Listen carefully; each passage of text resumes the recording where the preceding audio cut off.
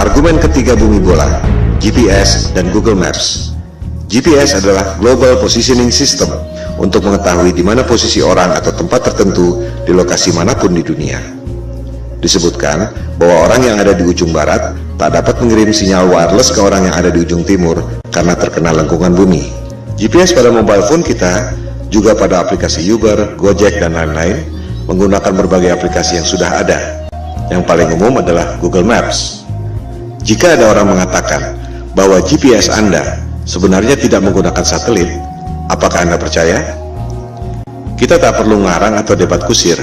Mari kita dengar sendiri apa yang dikatakan oleh Google tentang Google Maps. Google Maps for mobile has solved this problem with a new beta feature called My Location. Instead of you telling Google your location, Google displays your location on the map with a click of a button, and it doesn't require GPS. Dengar sendiri kan? Ternyata My Location pada Google tidak menggunakan GPS, tidak menggunakan satelit. Ini adalah penjelasan resmi dari Google. Anda bisa search di YouTube, ketik Google Maps for Mobile with My Location. Lantas, bagaimana Google Maps, Gojek, Uber, dan lain-lain bisa bekerja pada HP kita dengan begitu canggihnya? Mari kita dengarkan lanjutan penjelasan Google bagaimana mereka melakukannya. So, how does it work? Each time you use your phone to make a call, send a text message, or view a website, the information goes through towers, which provide your phone with reception. A tower picks up your call and connects you to your Aunt Molly. The same thing happens when you fire up Google Maps for mobile. The tower gives you the reception you need to access map information. These towers also help Google display your location. Each tower has a unique footprint. When you access My Location, Google calculates an estimated location of your handset based on the unique footprint of nearby towers. It's not GPS. It's not GPS. It's not GPS. Dengar sendiri kan? Ternyata Google tidak menggunakan GPS. Sinyal-sinyal yang canggih itu diperoleh dari menara Telkom biasa. Persepsi Anda yang mengatakan bahwa HP Anda menggunakan GPS dan satelit lewat Google Maps. Google sendiri mengatakan tidak. Bagaimana dengan Google Maps yang secara sempurna dapat membuat peta dari udara, termasuk atap rumah kita bisa kelihatan? Bukankah itu menggunakan satelit? Ternyata Google Maps dibuat dengan menggunakan drone, bukan satelit. Silakan Anda riset dan temukan sendiri. Semua bukti-bukti ada di depan mata. Anda hanya tak memperhatikannya saja selama ini. Itu yang membuat kesadaran Flat Earth booming secara eksponensial sejak 2015. Pada bumi yang datar, satelit memang tidak diperlukan.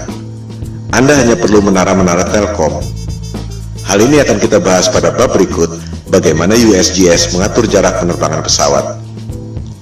Pertanyaan yang mind-provoking adalah, jika Anda bisa dapat uang 1,5 triliun rupiah untuk membuat satelit, padahal sebenarnya Anda cuma keluar biaya bikin tawar 150 juta, keuntungan 10.000 kali lipat, dan orang tak ada yang tahu, Anda mau atau tidak? Keuntungan 10.000 kali lipat, Anda dagang dengan modal 1 juta, dapat hasil 10 miliar, mau atau tidak? Saya tidak mengatakan Indosat atau PT Telkom menipu dengan satelit, sebab mereka tak bisa bikin satelit. Yang bisa bikin satelit adalah dia-dia juga, Hughes, Boeing, Ball, Lockheed Martin, dan lain-lain. Jika ditelusuri lagi, perusahaan-perusahaan aerospace pembuat satelit itu dimiliki oleh dia-dia juga. Kelompok 1% penduduk yang lebih kaya dari 99% penduduk dunia lainnya. Kelompok 1% ini sudah lebih dari 100 tahun memonopoli bisnis lewat kartel untuk mengontrol harga agar menjadi mahal. Berlian misalnya, harganya menjadi mahal akibat dimonopoli oleh kartel. Mereka membuat ilusi supply dan demand supaya harganya tinggi. Di sektor supply, sebenarnya sumber daya berlian tidak selangka itu.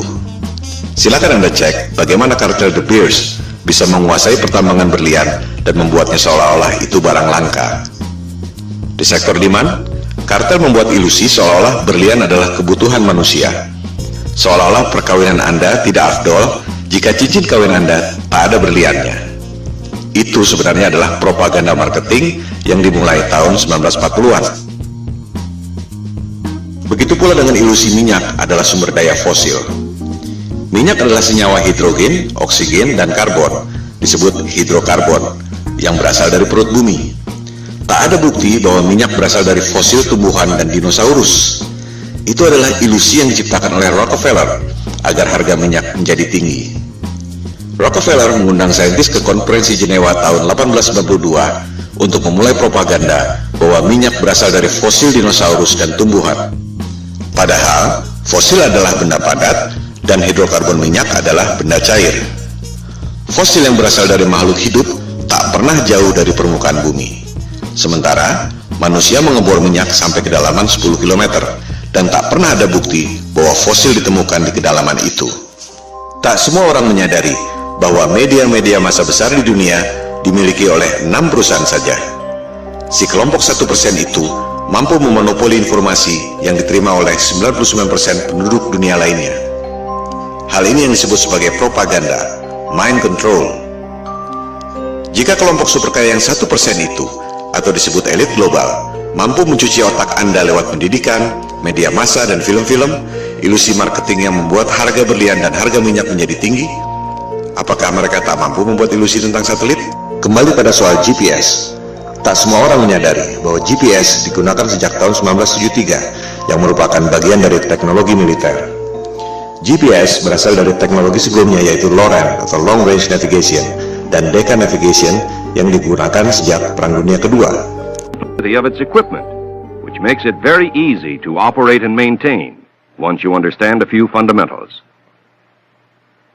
To provide worldwide coverage, the Omega system will use 8 VLF transmitting stations. One in Norway, another in Trinidad, one in Hawaii, and another in north-central United States. Of the remaining, one is in the Indian Ocean, another in the southern part of South America, one in the Tasman Sea area, and finally, one in the Western Pacific. Apa yang membuat Anda berpikir bahwa dunia militer yang didesain buat perang membela negara tiba-tiba jadi malaikat yang menolong umat manusia di negara-negara lain dengan memberikan teknologi gratis? Disinilah jelinya the global elites yang sudah lebih dari 100 tahun memperoleh profit dengan cara menipu orang, scam, money laundering, transaksi fiktif, you name it. Demikian halnya dengan NASA. Apa yang membuat Anda berpikir bahwa NASA adalah badan eksplorasi yang bekerja untuk kepentingan dunia? Siapakah NASA? Coba kita lihat keterangan di webnya sendiri.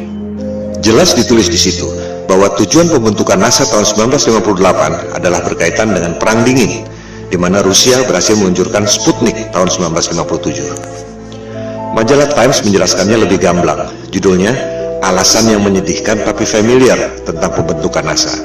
Disebutkan, tujuannya sangat membumi, yaitu office politics, bukan untuk kepentingan umat manusia di dunia. Budget NASA 2016 adalah 19,3 miliar dolar atau sekitar 256 triliun per tahun. Hasilnya, kebanyakan adalah propaganda CGI. Motivasinya, ada 256 triliun motivasi di situ. Bisnis adalah bisnis, di mana ada peluang, pasti banyak kepentingan. Bukan hanya pegawai-pegawainya, tapi juga kontraktor-kontraktor besarnya. Roket memang diluncurkan, tapi jika diperhatikan, arahnya tak pernah lurus ke atas, selalu melengkung dan akhirnya horizontal. Karena memang tak pernah lewat dari low Earth orbit, sekitar 500 km dari permukaan bumi.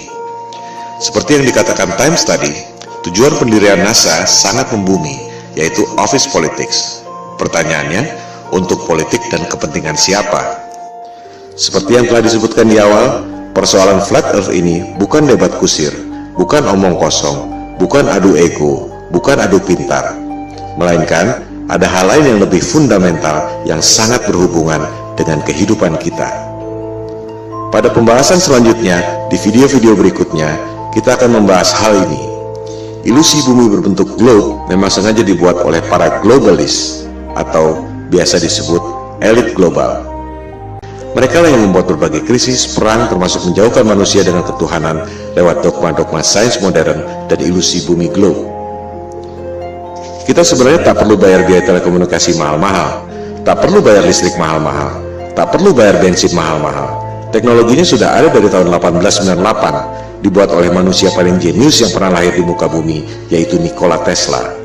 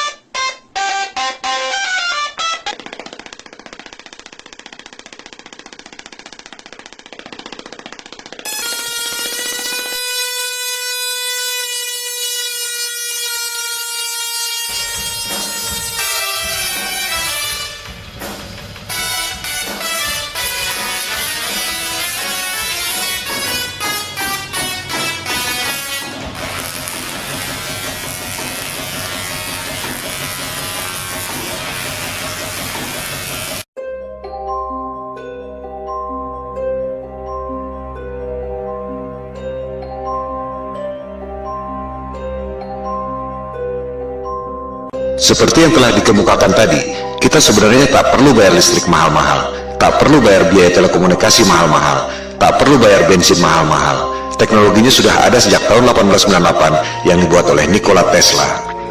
Itu sebabnya ia dikucilkan oleh JP Morgan, salah satu pentolan elit global.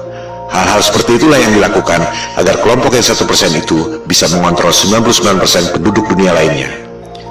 Berbagai manipulasi dan propaganda mind control dilakukan, seperti membuat ilusi supply dan demand, ilusi satelit, ilusi GPS, ilusi bumi berbentuk globe, ilusi bahwa mereka adalah kelompok adidaya yang sudah mampu melakukan eksplorasi ruang angkasa.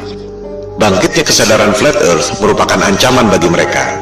Oleh sebab itulah pemaparan ini diberi judul Konspirasi Bumi Datar. We don't have time for a meeting of the Flat Earth Society. Soal foto-foto CGI, satelit, dan GPS yang sudah kita bahas adalah soal teknologi, belum masuk pada sains yang sebenarnya. Kita akan membahas pada episode berikut. Sementara ini, kita tutup argumen GPS dan Google Maps dengan fakta bahwa Google Maps dan GPS tidak menggunakan satelit, melainkan menggunakan menara Telkom biasa.